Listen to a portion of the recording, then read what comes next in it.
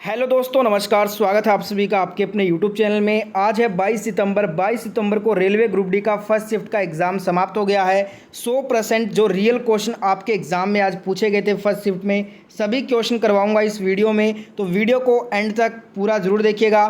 PDF file आपको Telegram channel पे मिलता है ऑल शिफ्ट एनालिसिस के बाद, तो ज्वाइन कर लीजिएगा। और साथ में लाइक गोल 1000 लाइक्स का है, तो सभी के सभी एक साथ लाइक बटन दबा दें। और रोज़ाना रियल एनालिसिस देखने के लिए सबसे पहले चैनल को सब्सक्राइब करके पास वाले बेल आइकन को भी ऑन कर लेना। फर्स्ट क्वेश्चन आपसे आज पूछा गया था, आसान क्वेश्चन था।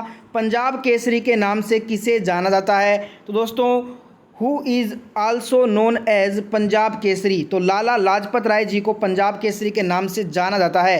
लाला लाजपत राय जी से 2 बार क्वेश्चन आ चुके हैं ग्रुप डी एग्ज़ाम में। नेक्स्ट क्वेश्चन पूछा गया, ये भी आसान क्वेश्चन। क्षेत्रफल के हिसाब से सबसे बड़ा राज्य पूछा था, आसान क्वेश्चन है, सबने सही किया होगा, राजस्थान होगा। क्षेत्रफल के हिसाब से सबसे छोटा राज्य अगर आपसे कहे आने वाले शिफ्ट में, तब आप क्या कहोगे? गोवा होगा। जनसंख्या के हिसाब से सबसे बड़ा राज्य कौन सा हो जाएगा? यूपी हो जाएगा। ठीक है।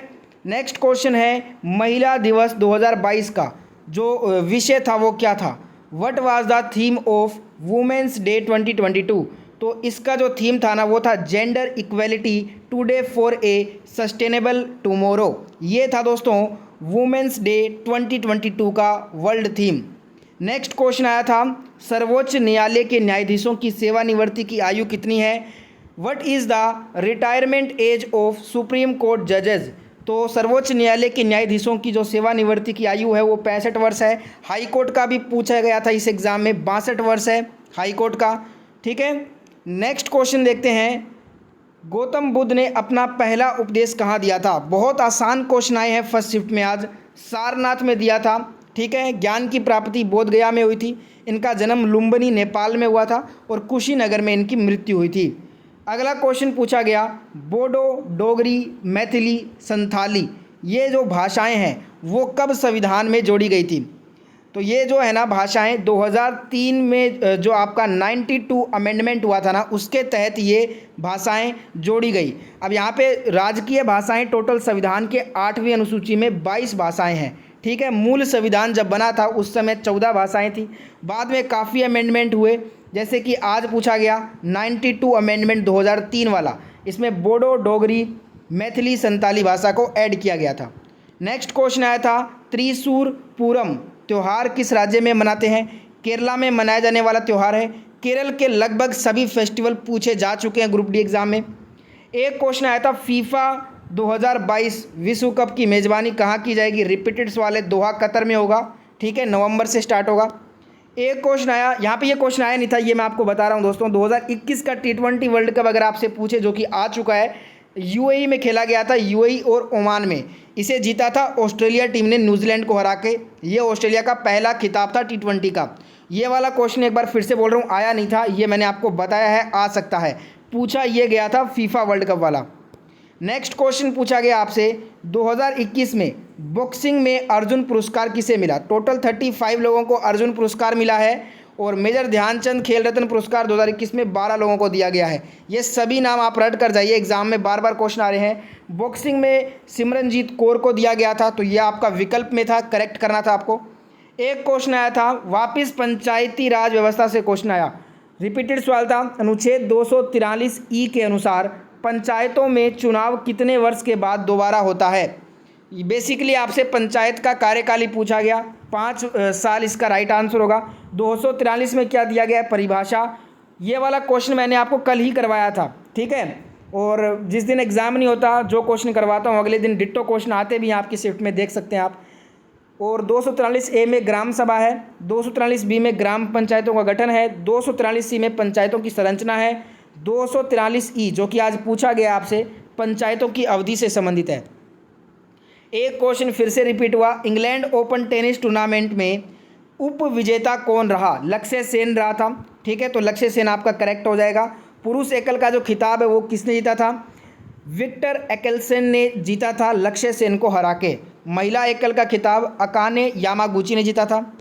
नेक्स्ट आपसे ये वाला क्वेश्चन पूछा नहीं गया, ये आपको बता रहा हूँ मैं। 2021 में एशियाई जो मुक्केबाजी चैंपियनशिप में उप विजेता अगर आपसे पूछ ले तब आप कहोगे मैरी कॉम। जैसे आपसे आज ये वाला पूछा है ना फर्स्ट शिफ्ट में, इंग्लैंड ओपन टेनिस टूर्नामेंट, यहाँ पे टेनिस नहीं होगा, थोड़ा मिसप्रिंट है, इसको सही कीजिएगा, ये बैडमिंटन टूर्नामेंट की बात हो रही है, ठीक है। तो यहाँ पे लक्ष्य सेन ने जीता है। वैसे ही आपसे ये पूछा जा सकता है 2021 में एशियाई मुक्केबाजी चैंपियनशिप में उप विजेता कौन रहा, मैरी कॉम। तो ये करेक्ट हो जाएगा। ये वाला क्वेश्चन नहीं आया है, ये बता रहा हूँ आपको एक्स्ट्रा फैक्ट के लिए।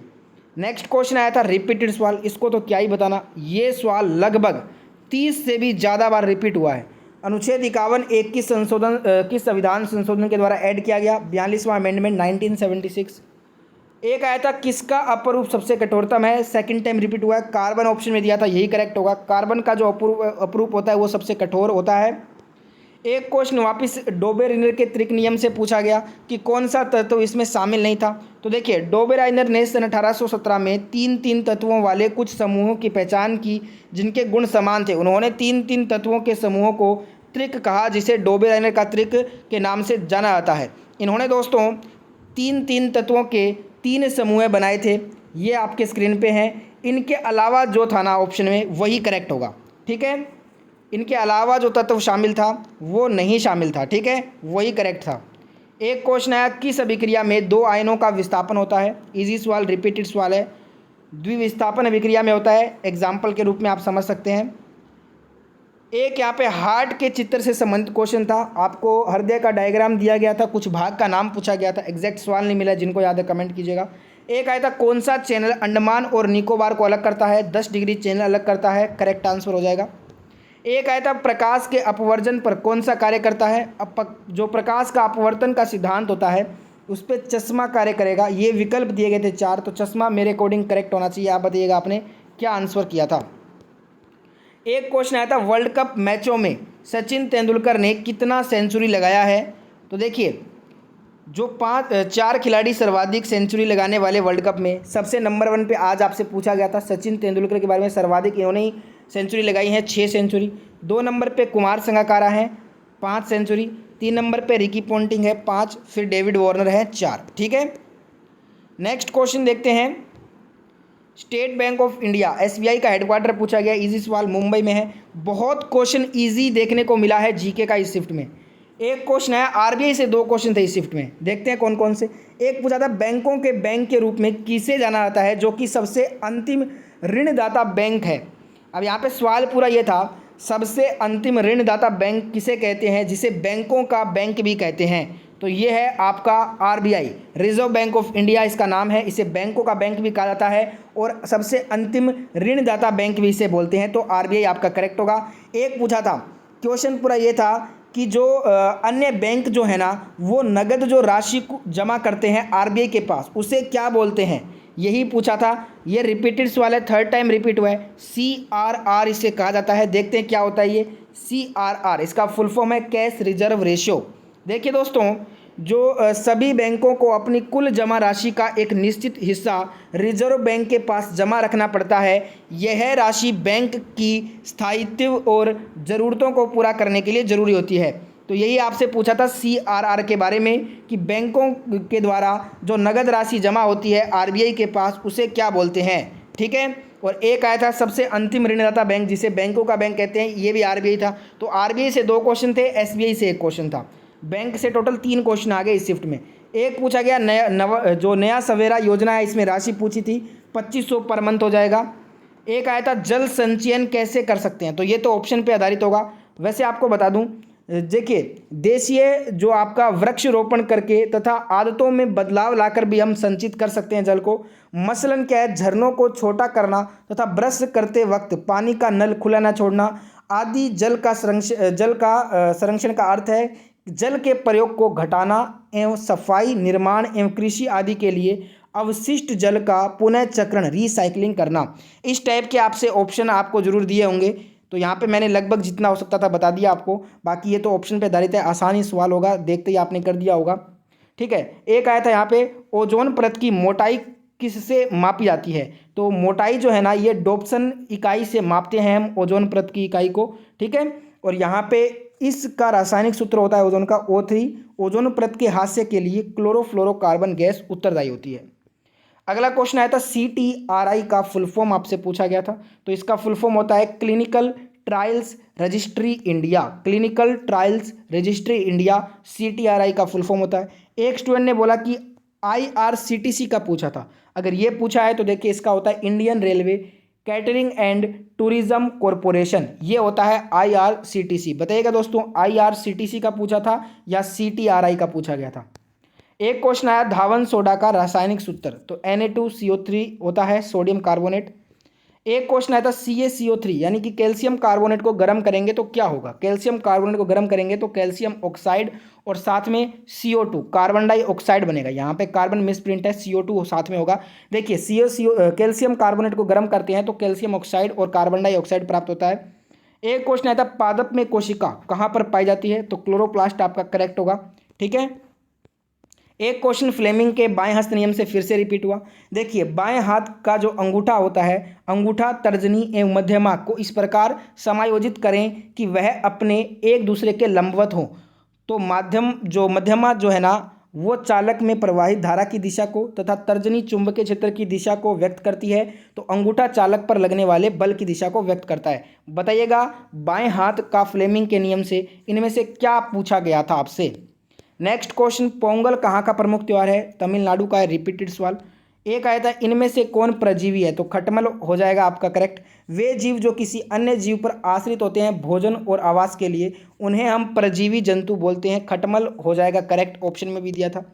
एक यहाँ पे पूछा गया था इनमें से कौन पैरासाइट का उदाहरण है, ये कल ही करवाया था आपको, तो अमरबेल आपका करेक्ट हो जाएगा। एड्स किसके कारण होता है, ये भी कल रात वाली वीडियो में करवाया था, वायरस से होता है, HIV वायरस से। ठीक है। एक आया था नर मादा युग्मनज। ठीक है, तो इससे रिलेटेड कोई क्वेश्चन था, जिनको याद है बताइएगा एग्जैक्ट सवाल क्या था। ये वाला हो चुका है। एक यहाँ पे न्यूमेरिकल था उत्तल दर्पण की वक्रता त्रिज्या 20 सेमी, वस्तु की जो दूरी है यदि वस्तु दर्पण से 20 सेंटीमीटर की दूरी पर रखी है तो इमेज की दूरी, प्रतिबिंब की दूरी बताना था आपको, तो ये वाला फॉर्मूला यूज करके आप इसको इजीली सोल्व कर लोगे।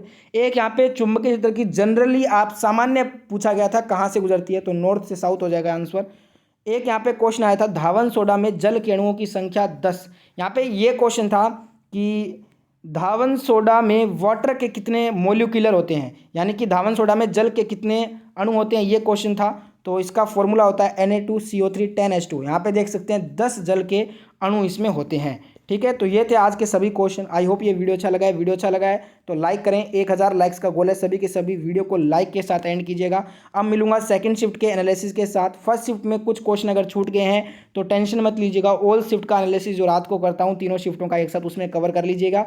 और साथ में जो क्वेश्चन आपको याद है फर्स्ट शिफ्ट के जो मेरे से छूट गए हैं तो आप कमेंट कर देना इस वीडियो के नीचे में, और वीडियो को लाइक करें, चैनल को सब्सक्राइब करें।